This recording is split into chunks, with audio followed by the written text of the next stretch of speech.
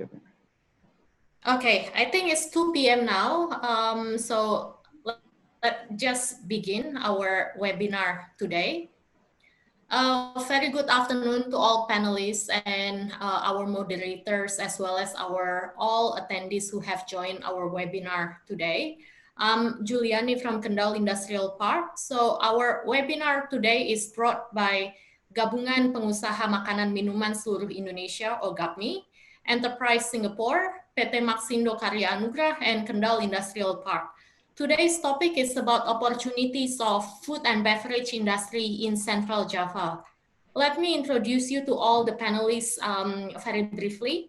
The first speaker is Pak Adhi Lukman. He is recognized as an authority on the food industry, and he is the current chairman of GAPMMI. This organization is founded in 1976. It champions the interests of F&B industry in Indonesia, as well as ensures the provision of health food products and strengthen the ability of its member in the field of food safety, processing, health, and nutrition. We also have Ibu Carolina Djaja. She is the director of PT MAXINDO Karya Anugrah, the pioneer for tropical roots-based snack manufacturer. Last but not least, our moderator is from Enterprise Singapore, represented by Eugene Yo. Enterprise Singapore is the government agency championing enterprise development through capability building, internationalization, and innovation. As the regional director of Enterprise Singapore's Jakarta Office Center, Eugene supports the business expansion plans of Singaporean startups and enterprises into Indonesia, as well as facilitates partnership between Singaporean and Indonesian companies. Sectors that he oversees include manufacturing and infrastructure, with specific interest in new tech areas such as Industry 4.0 and Smart City. So without further ado, I will pass the floor to Pak Adhi Lukman. Pak Adhi Lukman, please. Okay, thank you, Juliani. Thank you, Eugene and Caroline and all participants. Today, I would like to share with you about the food and beverage industry in Indonesia, as requested by the committee. Let me share first the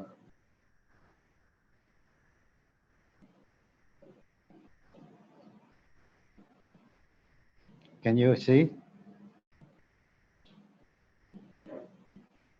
Yes, we can already, see that. Yeah? Yes. Okay.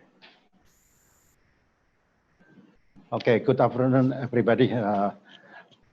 Today, I would like to share with you about the opportunities in the middle of pandemic for food and beverage industry, especially in Central Java. I would like to first start from the F&B industry in Indonesia.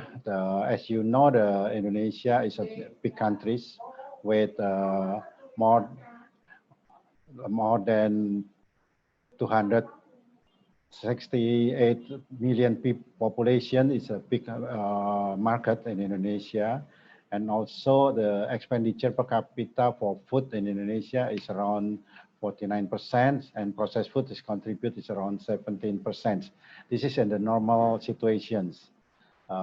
And the special added value of food and beverage industry in last year is contributed by Java Island is almost more than 52%.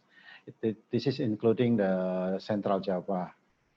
And investment in F&B industry also growing. Last year, the investment is around, for the domestic direct investment is around 36 trillion rupiah, and foreign direct investment is around 1.2 million US dollar. And first quarter 2020, the domestic direct investments, F&B is in the 5th rank of the total investment in Indonesia. Unfortunately, for the foreign investment is a decrease around 22%. The growth is decreased around 22%. As you know, Singapore is the #1 country to invest in Indonesia in total. And if we see the data from 2017 to 2019 for F&B industry investment, Singapore is noted around $2 billion in 3 years.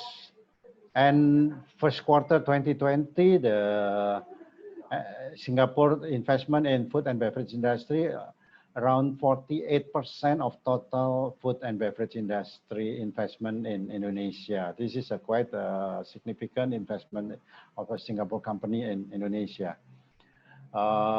Ladies and gentlemen, Indonesia has a vision to 2045, which that is will be Indonesia 100 years old. The GDP per capita, our governments are planning about $23,000. It means you can imagine with the high GDP per capita, of course, the demand of the food and beverage, especially food and beverage packaged foods, will increase so much, and also the consumptions. Unfortunately, for the first quarter 2020, because of the COVID-19, the household consumption growth is dropped around 2.8% only, where last year the growth is around 5%. So this is the challenging, quite challenging for all of us. And because of the COVID-19, F&B industry also get impact because of the social distancing, work from home, and also the consumption is dramatically declined, and also many jobless because many activities stop, including the hotel, restaurant, and leisure.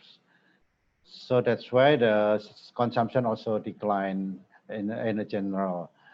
But some category products still in the good sales, like milk, spices, cooking oil, flour, biscuit in a small pack is growing, instant food and others nutritional foods. And there are some disrupted supply chain, especially for the fresh food in the distributions.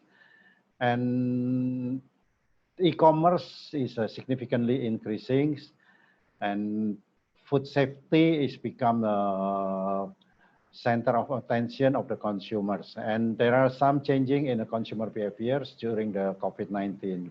We noted that some shifting, like sales channels, because the way of marketing the product and services is changing because COVID, and also mindset of earning income and spending, also shifting in the mindset of food safety, because now the consumer is more concerned about the health and food safety, and also packaging become an important element in extending the shelf life and food safety. And also there are one shifting is about the brand loyalty. Now consumers is the priority of consumers is availability and food safety. When the consumers come to the shop or put read online or offline, and they cannot find the brand that they are looking for, easily they change to another brand as far as available and safety. So this is the opportunity for newcomer, and also the challenging for existing brands. So that's why the food and beverage industry must be ready to adapt the changing. This is a quite interesting. There are survey in Central Java conducted by BPS, Statistic Bureau, that 42% of respondents in the low-income group experience a decrease in income. So that's why this is the impact of COVID-19. And poor people, vulnerable poor people, and those working in the informal sector are the most affected by COVID-19. And also impact to the high income group, because one of 10 respondents in a high income group experienced a decreased income. And also there are some expenses increase because 56 of respondents experienced an increase in expenditure and 16% experience a decrease in expenditure and the rest is remain. And also 37 of respondents experience a decrease in expenditure around 26 to 50% compared to before the pandemic, and 44% of respondents experience an increase in expenditure by 26 to 50% compared to the before the pandemic. So this is the interesting survey. In general, the some of our population income is impact to the income and also increase of the expenses. And 48 of respondents make food material as the most dominant change in expenditure because they are at home and cook on their own. So this is and packaged foods around 7.7%. And because of the pandemic and also the health protocol, also the manufacturer and food and beverage industry also have to adapt with the new factory arrangements and to make a less human-to-human contact. And so that's why this is the opportunity for supplier of the food machinery, that many industry now looking for the human machine interface to support this implementation of Industry 4.0 because of the physical distancing matter and also to fulfill the food safety demand. And so that's why this is the challenging in the implementation of the food and Industry 4.0. People-to-people contact increasingly avoided, and automations, robotic, IoT is increasingly needed. And also food and beverage industry have to adapt the new normal guidance from the BPOM and also from the Ministry of Industry. And currently GAPMMI also prepared the new normal F&B industry guideline, coordination with the Ministry of Industry and BPIA to make a guideline. This is for the best practice and also this is to encourage the public trust, because we have to convince the public, the consumers, that we all implement the health protocol to make our product is safe, and consumer have become convenience to consume the food and beverage product from our manufacturer. Of course, this will impact the operational costs a bit, but this will improve the competitiveness because of the consumer's trust. And in the marketing also there are some shifting from multi-channel to omni-channel, and several companies now already has like a virtual shop and also other marketplace to fulfill the demand of the consumers through the omni-channel. Ladies and gentlemen, if we see the global purchasing manager index, there are some improvements compared to April and May. April and May is the lowest, the worst situations, and June it's become better, including in Indonesia. Now the PMI index already in the 39 index compared to last May around 28. So hopefully all will be better from June and so on. And if we talk about the export of Indonesia, of course, because of the pandemic, in total, our export is decreased a little bit.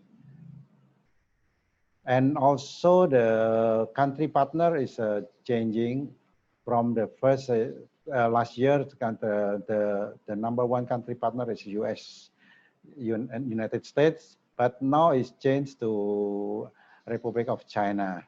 number one. The other is the same.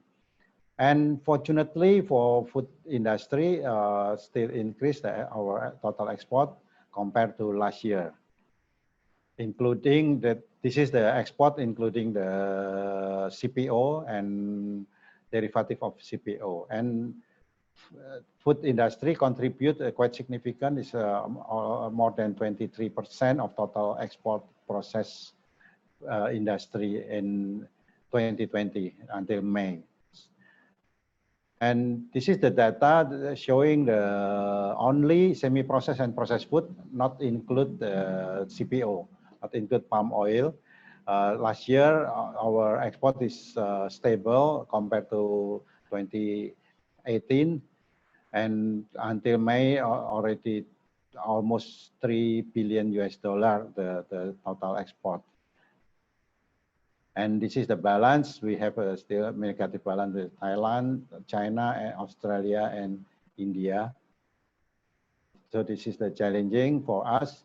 And if we see the data until January, May, compare the last year, our exports still increasing in total, almost $3 billion. Last year, 2.937. Now it's 2.979 billion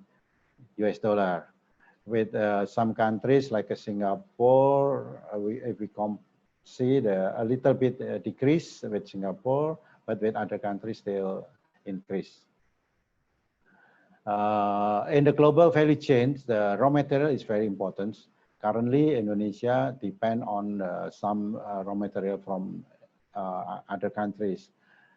We still import for the raw material because this is not sufficient from the local supply. So that's why this is it's important for us to keep the availability of the raw materials. And this is the challenging of food supply along the food supply chains, including the standard and also the tariff. And this is also quite become a challenging or opportunity because WTO also announced that some countries now limit the export of food materials because of the COVID pandemic, and also to secure the food in their country. So this is can become an opportunity because Indonesia can export more for the food stuff, but also the challenging because some material of Indonesia is import. Ladies and gentlemen, we believe that after COVID-19, will be end of the trade war, and we will enter the new normal. IMF said that in 2020 will be global recessions and will recover in 2021. And also some institutions predict the same situations. And if we see the World Bank said also the 2020 become the recessions. And what we have to do is now we have to strengthen our national industry, and we have to accelerate the Making Indonesia 4.0 to make a more value-added industry as a locomotive for the economic growth. And also we have to secure the availability of the food raw materials, and to review the regulation to support the industrializations, and also to encourage the innovations and encourage also the research centers. And also we have to do more export market developments to strengthen our industry, especially food and beverage industries. And customs and duty also doing the same thing to make a more logistic flow is become better. So we Indonesian custom has a program, what we call it the authorized economic operator. That is we will have what we call it the authorized economic operator is a company who has operate with the trust, and then custom will give some privilege to do the business. This is the cooperation between custom to custom in the other countries, and also custom to business, and also our custom also collaboration with the other government agency to make more logistic more smooth. If we talk about the prediction of the economic in Indonesia, it's of course as you know, in 2020 become challenging because of very tough situation because of COVID, and IMF predict our growth is around 0.5 this year, and global will deep downturn and sluggish turnaround will be in 2021. Last April, we have a scenario. Our Ministry of Finance said the growth, GDP growth predicted become minus 0.4 to plus 2.3. So that's why at the time, because of the Q1, our growth is around 3.9. Our F&B industry predict growth is around 4 to 5% is projections. Unfortunately, the change is very fast, and Kadin said that the second quarter will be minus 4 to minus 6. Our fiscal institutions agency said will be negative in second quarter, and in 2020 become minus 0.4 to plus 2.3. And our Minister of Finance will said that the 3 semester 2020 become minus 1.6 to plus 1.4. And IMF, as mentioned, become predicted around 0.5. So based on those, our F&B industry, I believe that we still have optimistic scheme, and with maybe we cannot achieve 4 to 5% growth, but will be maybe around 0 to 1% growth. And special for the Central Java with the Kendal Industrial Estate, we believe this is a very potential, because if we see the Java, Central Java itself, the population is quite big, around 13% of Indonesian populations, with average population growth is around 0.7%. And total of economically active is quite significant, is around 18 million populations, and percentage of working to economically active is around 95%. So this is very potential for the Central Java. Also the workforce.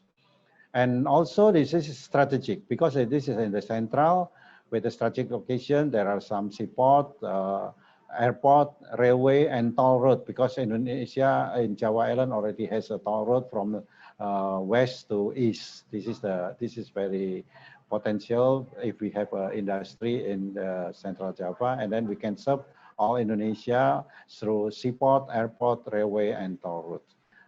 I think this is my sharing of the food and beverage industry. Hopefully it's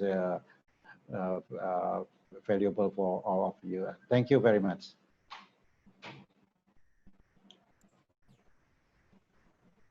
Okay, thank you, Pak Adhi Lukman, for sharing your insightful information about F&B industry.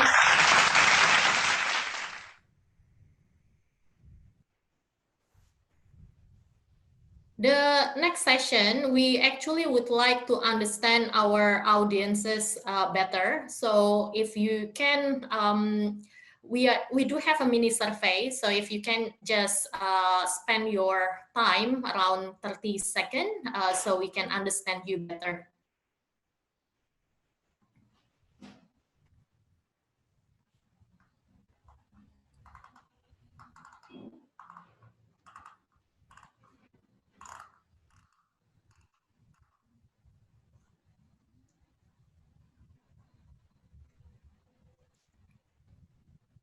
Okay.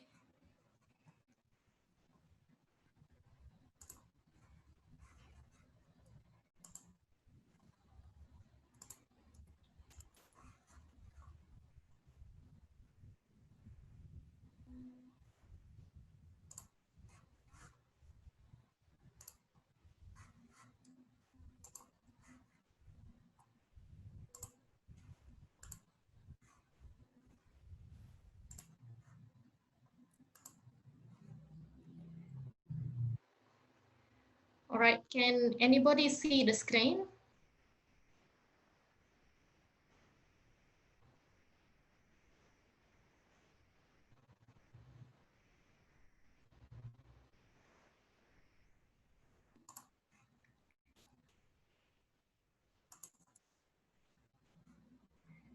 The next session is about what is the Central Java potential for F&B industry. So as you might know already, Central Java, we do have many natural resources available across the regencies.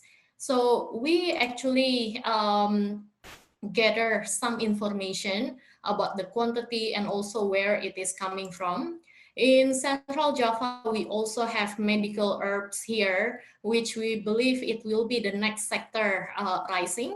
Apart from that, plenty of fruits available, which can be the source for main ingredient of your beverage as well as confectionery industry. In relation to the data that we just presented, we try to map it where about the location of natural resources. So most of them are coming from Kendal, from Semarang, from Temanggung, Demak, Pati, and Kudus. And those areas here can be reached from our Kendal Industrial Park only within 1 or 2 hours. If you want to know more information about this, we actually have quite comprehensive data. So please contact us. At the end of this presentation, we also have our contact details, or even if you want to go to our website, download our e-brochure, we do have you can just scan it and you can have the information handy. So we are very much interested in building the food city or food cluster. We try to simplify the category of food industry into dairy product, snacks, seasoning, confectionery, as well as all the derivatives. Then on top of that, all the sector here, of course, cannot go alone. They need the supply chain. Like we simplify the supply chain here, for example, packaging and logistic hubs in here. All those that we do see here, we are basically talking about B2B sector. Then the next problem that we actually oversee with most of the manufacturer, it is the excess production. So this excess production, normally it can go to waste, or normally it can be sold at a very low price. But however, it won't really beneficial for the industry player itself. We are thinking about the next solution, how we can contribute to this excess production. So in here, we're talking about B2C. As you might know already, the F&B sector, the lifespan is very, very crucial. Some product has a shorter lifespan than the other. So in that sense, distribution channel becoming very, very important. In this industrial park, we are actually try to develop the e-commerce platform here. So we are more than happy to have further discussion with the industry player, and also from the expertise from all attendees in the industry. We would like to gain much information so we can develop a comprehensive e-commerce platform here. So by doing this e-commerce platform, basically we would like to turn the excess production into the profit for our tenants, for our investors. Then about Kendal Industrial Park, we actually have 6 core advantages. The first one is a special economic zone. We are the first special economic zone, or the only special economic zone in Java Island for industrial base. First, benefit from the SEZ itself, it is the tax holiday. How much the tax holiday, it is depending on your investment value, but you can get tax holiday up to 20 years. Apart from that, VAT can be exempted. Of course, there is term and condition apply. Then import duty, as Pak Adhi mentioned before, F&B sector, it is very much still relying on the import sector. Import sector for F&B industry normally ranges from 0 to 5%. So this one can be exempted with some term and condition applied. The second thing is about competitive wages. So in Kendal Regency itself, we do offer 2.2 million per person per month. So in comparison to West Java and East Java, there is a big significant difference. The third thing is about one-stop solution. We do understand that setting up a company, making the environmental permit up until you roll into operational permit, it can be quite a headache for industry player. While we, as industrial park, we actually do this every single day on daily basis. So we do offer the service to guide you from A to Z, including the manpower recruitment. So in Central Java, we are equipped with lots of human resource coming from different education background. So from vocational school, polytechnic, as well as university. We do have a leading university in Central Java, such as Diponegoro University. Then the next thing, we also offer services facility for our tenants. F&B sector itself, of course, the most important thing is reliability, power supply, and water supply. So we do ensure that these basic needs can be delivered. Last but not least, Kendal Industrial Park, we are one of the national strategic project. So we are surrounded by integrated macro infrastructure, such as the future Kendal International Seaport. This one, it is within our complex. It can be reached within only 2 to 3 kilometers. So it can save your logistic costs, such as your trucking costs. With lots of material coming from overseas, for example, 40 containers per month, you can actually add up the cost, how much the cost you can save per annum or per month. Trans Java Toll Road, it is as well very close by from our industrial park, only within 5 minutes. We also have railway and Tanjung Mas. In the meantime, the Kendal Seaport, it is not ready by end of 2022. All the industry players can still use Tanjung Mas. It is only within 25 kilometers or half an hour. So it is at the end of my presentation. In here, we have our contact details. We also have a website if you want to explore further. And e-brochure, you can scan it, and then yeah, you can grab the information from there.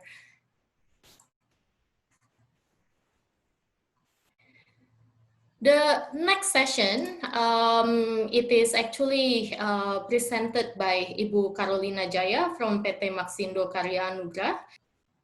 Okay, can you hear? Yes. Yes. Yes, loud and clear. Thank you. I'm Carolina from PT MAXINDO Karya Anugrah. We are a snack manufacturing company specializes in tropical roots. So this is our company profile. We first started our production at home in 1977 at Kedung Halang, and then at Kedung Halang in 80s. So our company has been It's about 43 years now. The first factory we have is in Sentul Industrial Estate in Kafling B11. It's from 2004. And our second facility is in also in Sentul Industrial Estate in Kafling H5 since 2018. So this is our product. We produce two types of product. One is pellets and one is ready-to-eat chips. We have variety of pellets based on cassava and sweet potatoes. Where we market our product, we distribute our product to 28 countries worldwide over 4 continents. This is our certification. We have BRC, the highest food certification in the world. We have ISO 9001. We also have Rainforest Alliance, gluten-free, kosher, halal, non-GMO, and FDA registered. The next process, we are going to also do fair trade certification for USA as well. This is our third factory that we plan for future expansion in Kendal. This is the look. Yeah. So what we have done for COVID-19, prior to COVID-19, as a food industry, we prioritize in food safety and cleanliness.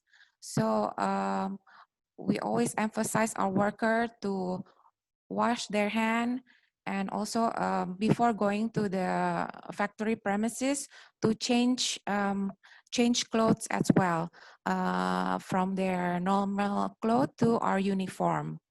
With the COVID-19, we educate, socialize, and emphasize further in COVID-19 safety protocols, such as temperature checking, wearing masks, frequent washing hand for minimum 20 seconds, or using hand sanitizer, no touching face, eyes, and mouth, maintain physical distancing of at least 1 meter apart, disinfecting surface areas, and many more. Even if you see in the picture, in the canteen, we also have seats apart so that they're not joined together. Yes. So what challenges we face in 2020? As COVID-19 is a global pandemic happening around the globe, so people mobilities are restricted, and many countries are implementing lockdown and travel bans. So in Indonesia itself, the government of Indonesia implemented large-scale social distancing, PSBB, or we know it. We could not even meet with our vendors face to face. We cannot visit our customers overseas. We cannot visit our raw material suppliers domestically to follow up on projects and check quality. And most meetings are now done through Zoom, online, Google Meet, even internal meetings too. Due to lockdown, there are also no exhibition, food exhibition domestically and internationally. Thus, we are unable to market our products, so less product exposure. Because of the restricted people's mobility, this lead also reduction in consumption, as in Pak Adhi Lukman presentation earlier. People's consumption reduces.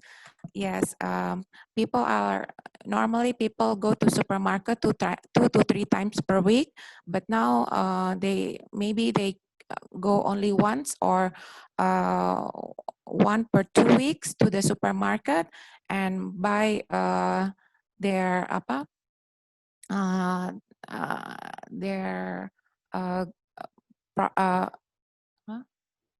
their groceries. So reduction because chips our snack is not apa, main item. So yeah, this impacted us in lower sales.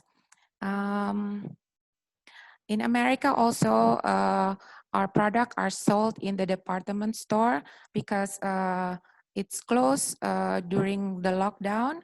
So there was less sales from them as well. And in Singapore, because our product is sold in schools, because due to lockdown, they were not able to purchase it anymore. Safety protocols also leads to inefficiencies in production. Meaning because of the physical distancing policies implemented by WHO and the government of Indonesia to implement this. So we had to reduce the shift from 3 shifts to 2 shifts so that people will not see each other. Yeah, and the next challenge is the cost of production increases because we need to provide extra protection for our workers. We need to provide them for face masks, face shields, hand sanitizer, vitamins, disinfectant for many surfaces areas, and around the factories facilities as well. Fluctuating exchange rates also leads to forex risk because 98% of our sales is export. So during the period of February, March, April, we see a lot of fluctuating foreign exchange in US dollar and in Australian dollars. Yes, large scale social restriction also impact towards late supply of goods in early March because most people are working from home. We could not get the supply that we want on time, and we were concerned on the supplier COVID-19 case risk. We were concerned that if our supplier, their team had confirmed cases, they need to close their factory or facilities. We were not able to get the supply or material on timely manner. The economic downturns also leads to disturbance in logistics shipment. Up to now, there are many delays. Example to Australia, because and each country ports have their own regulation in regards to COVID-19. Example, in Australian port authorities, they require their member vessel to be on ship and on board in the sea for minimum 14 days. So we still see and receive many delays on sending our goods. Yeah.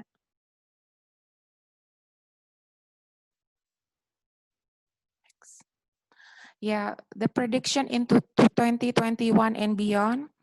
IMF, World Bank, ADB said COVID-19 has brought to global recession this year with contraction growth in many countries and expect to recover slowly with positive global growth in 2021.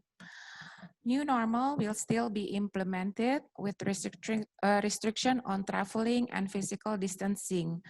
The solution is that until COVID-19 vaccine is found and approved, then people will be able to go back to previous situation and meet up, and maybe more business opportunities will open up.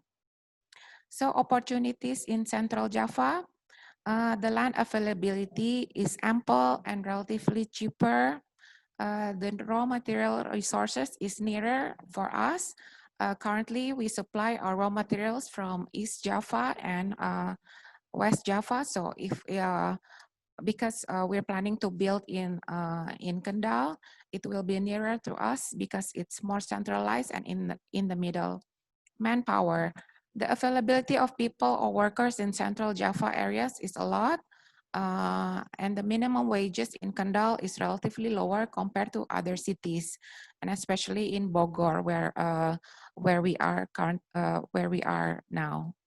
And the port, close distance and access to port, the shorter time to send containers to the port and much cheaper as well. And government support. Kendal Industrial Park is one of the industrial estate that's supported by government of Indonesia and receive a special economic zone. So why Kendal Industrial Park? We are delighted to be in Kendal Industrial Park because the location is in Central Java, central near Semarang, and also close to the port. KIP has a very good development plan for estate. The company is professionally managed by highly capable people who provides one-stop solution to assist us in industrial process such as industrial business licensing and manpower recruitment. Fully support the industry in providing the right location in infrastructure, is connected with gas supply, has wastewater treatment plant, has its own power plant and 24/7 security patrol. And lastly, it has a special economic zone, which will beneficial for us. So thank you for the time. This is us last November when we visited Kendal Industrial Park. We met with Pak Stanley and Ibu Juliani, and also we visited our land and also the future port. Thank you, everybody.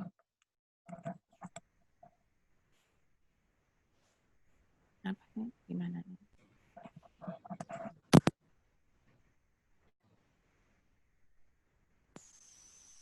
Okay, thank you, Bu Carolina, for the testimonial about Kendal Industrial Park. So we are really glad that MAXINDO is part of our family, and we would like to see you in this park, start the construction and then start the operation soon. So the merrier. The more is the merrier. Okay, so the next session is actually our Q&A session. I will hand it over to Eugene from Enterprise Singapore. Hello. Thank you, Juliani, for passing the time on to me.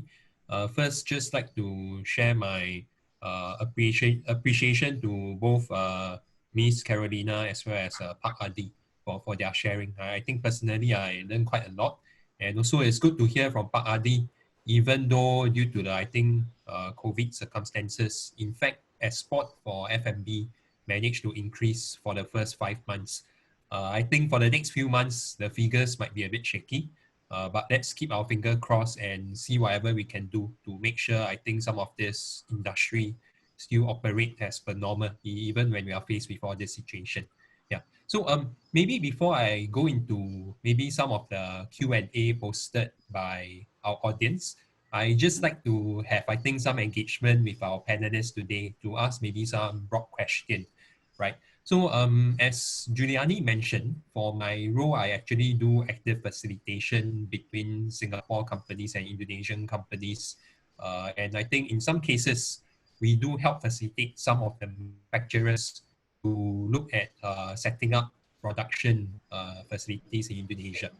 So I think just now, both Carolina and Pak Adhi gave some very positive testimony pertaining to setting up in Central Java. So my question is, because most of our manufacturers, when they look to expand, the first thing that they'll consider, first location will be maybe Greater Jakarta region, Cikarang industrial area, where I think industrial development has been quite established. So my question then maybe to Pak Adhi and maybe Carolina later on as well. Let's say if a manufacturer wants to come into Indonesia, when should they decide to go to Central Java? When should they decide to go to West Java?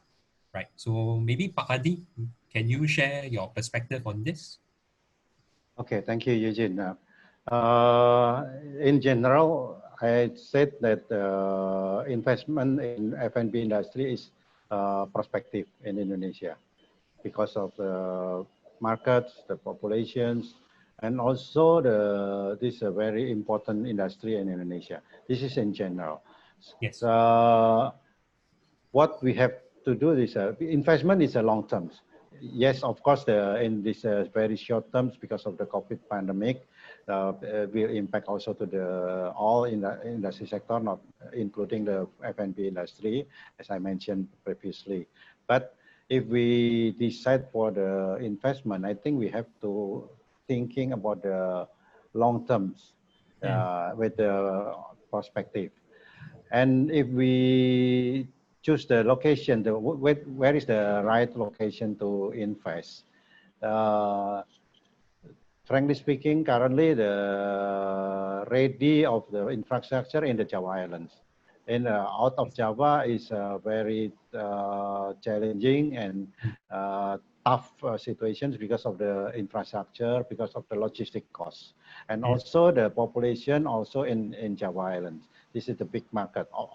For the FMCG product, it's almost 60% market in Java Islands.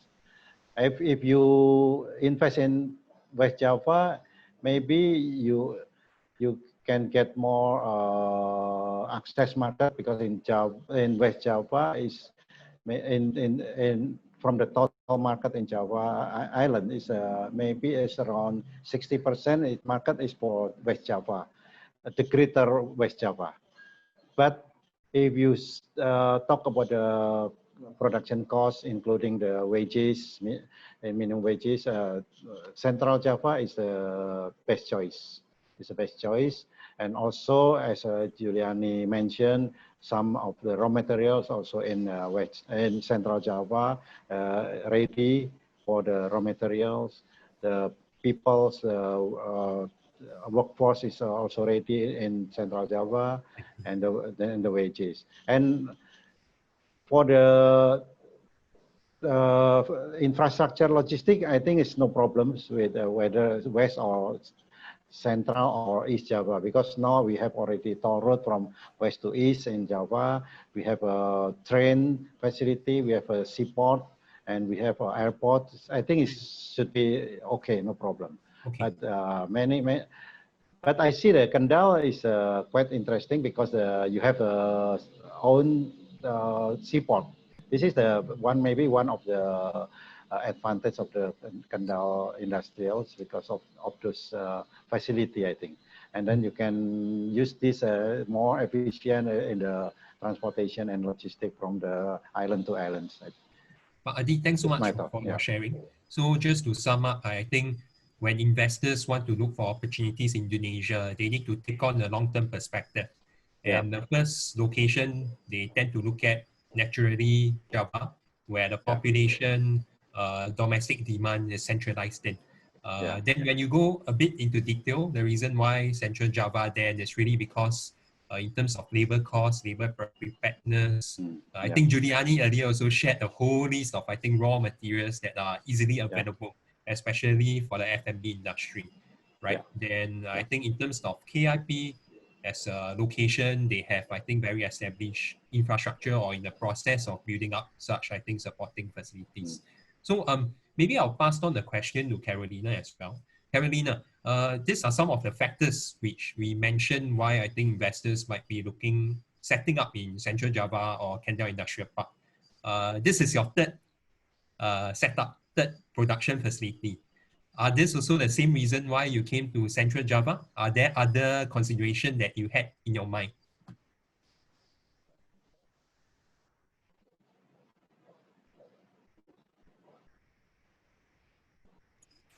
Ibu Carolina, I think you are still on mute. Yes, thank you, Eugene. All right.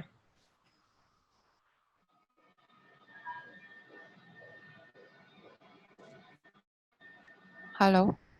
Yeah, before choosing Kendal Industrial Park, actually we have looked around other estate and areas in Surabaya, and other places and near around here in Java, West Java. But we found because Kendal Industrial Park has availability of land, bigger availability of land, so and security as well, and it's managed by Jababeka and Sembawang. So we choose Kendal, and also the reason as well as the manpower. It's relatively OMR, the wages, minimum wages, is lower compared to other cities in Indonesia. Thank you. Thank you, Carolina. So I think generally pretty much aligned to what Adhi shared, but specifically for your case, the industrial park management is also something which you actually play a lot of emphasis on. And I mean, obviously, as a representative of the Singapore government, I'm happy to have this vouch of confidence as well on this JV between Jababeka and Semcop.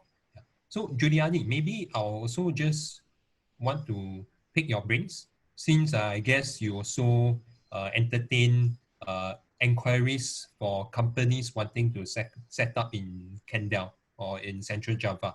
I wonder whether these are also similar factors that you hear from them, why they are considering Central Java.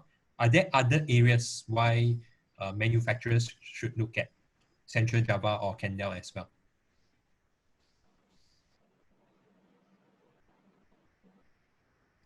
Juliani? Okay. Yeah. So we actually have, I think Pak Adhi mentioned about it, about the international seaport. For F&B itself, what we have surveyed, our team, logistic costs is very much quite crucial for this industry. So later on, by having the international seaport, the logistic costs can reduce. And this kind of logistic cost, it is actually the recurring expenses, as well as the minimum salary and other expenses. And on top of that, it is also the one that I mentioned before about the import duty. Let's say one product you can save up to 5%. It is actually 5% that you can actually take off from your, you can save from your COGS itself. Okay, thank you for that. Yeah, so moving on, maybe I'll just draw our attention back to one of the Q&A questions posted by Park Hubert. I think he dropped a message on our chat that he has left, but I think his question is quite interesting. So maybe you can just address that and separately email him our answer later on as well. Yeah.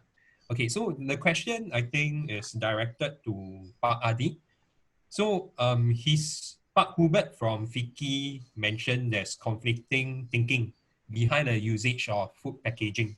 Reason on one hand, I think government has been trying very hard to limit plastic usage because of, I think, some of the environmental consideration.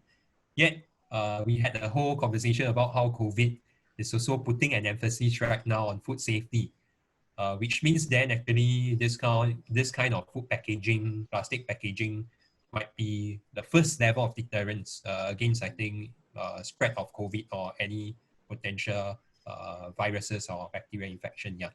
So he's just thinking out loud, how can the stakeholders probably reach a consensus about their thinking handling this kind of, I think, plastic packaging matters? So Pak Adhi, please.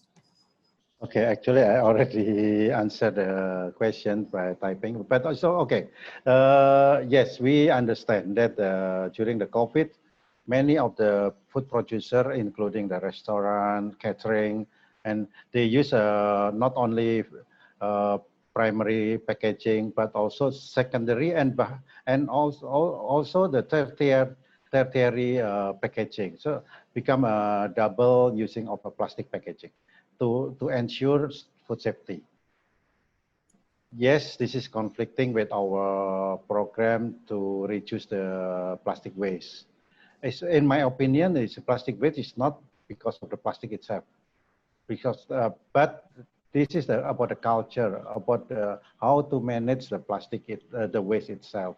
If governments and also the community can support the program and also manage the plastic waste is properly, I think we can solve the plastic matter, the plastic waste problems. As you know, for example, in Japan is a big country, and the using of plastic packaging is very huge compared to Indonesia. But they don't have any problem with the plastic. Singapore also, they use plastic, but you can manage well how to manage the plastic waste. So no problem with the plastic itself. I think the main problem is how to educate the community to manage the waste properly. This is the key points, and also government have to provide some facility for the waste management, including waste bin, tracking, and also the TPA itu tempat pembuangan akhir, the last waste facilities. This is a very important, I think, Eugene. Understand. So, Pak Adhi, I think simply put, the issue is complex. Many stakeholders involved. Everyone have to play a part. From, I think, manufacturer point of view, when they look at some of their products, maybe one level of packaging is enough. Don't have to do secondary, tertiary packaging. Yes. So we save a bit from there. Then more upstream is about how maybe some of the municipality, government entities, they also do a bit of waste management. How to properly collect waste, how to properly deal with the waste. So thanks for that, Adhi. I think it's no easy solution, especially when you have a country as big as Indonesia. And I think with so many islands as well, that's of course much more difficult to handle as compared to Singapore. Just a smaller island. So Ken, maybe I'll move on to another topic which I also quite interested to find out. I think earlier there was some sharing about macro trends that we are seeing, the shift to healthier food, the shift to safe food, right? I'm just wondering, maybe to both Ibu Carolina as well as Adhi, being practitioner in the industry, do you think these are long-term trends which will only continue to grow, or just an immediate reaction to the COVID-19 situation? Because I think that would have implication on how maybe some of the F&B business might want to run their operations or come up with new products. Maybe Caroline? So maybe Miss Ibu Carolina, you can address, given that your product is considered quite healthy as well, Yes, for us, for new products, we actually plan to, because 98% of our products are import, or export, sorry, we plan to sell locally. So in the previous years, we tried to sell locally through other through supermarkets, but it didn't work out. So we want to try to launch new product, new packaging, so that and through online, so that it will be more selling. Yeah, that's our next step. I see. So one of the key trends that you're anticipating is e-commerce, right? Being maybe one of the main mode of sales.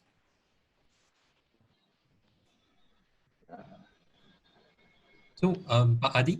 Yeah, okay. Global trend, of course, healthier product is become a trend in the global, especially in the developed countries. And this is, I think, parallel with the increasing of the income of the community. And I think, and because of COVID, so many people now is concerned about the healthier product, more concerned about the food safety. I think I believe this from time to time to become more prospect for the healthier product, I think, especially for the medium high class income. I see. Speaking of which, I think when I'm in Jakarta, I do see cafes and eateries focusing on healthy food. Yes. So Yes. burgers, for example, Yes. right? It's Yes. quite Yes. popular, and you Yeah. can find in quite a lot of places. Yeah. As well. Yeah, I think so. So yeah, maybe Juliani, I think we are also running out of time soon. I would just like to maybe direct the time to you because there are some questions as well pertaining to Kendal Industrial Park, right? So if you go to a Q&A session, some of our audience are asking questions on whether there's industrial natural gas installation, what is the water source right now, whether there's risk it comes to natural disaster. And yeah, the last one is about the reliability of power supply as well. There's a lot of questions, but I'll leave you to address them, yeah. Yeah, I think I will just answer this privately. I believe my team has answered the question in a simple way as well. But I think we have been in this webinar for almost 1 hour and 10 minutes. So I will just end this session. A really big thank you to Pak Adhi, Lukman, Eugene, as well as Bu Carolina. We hope that this information can be fruitful to all the panelists. So I hope we can see you all next time. Okay. Thank you so much, Juliani, for bringing this together. And I really had a lot of fun and I think learning from both Pak Adhi and Ibu Carolina as well. Thank you so much. Thank you. Yeah, Bye. thank you all Thank you, for sharing your everybody. time. Thank you. Thank you. Take care. Thank you.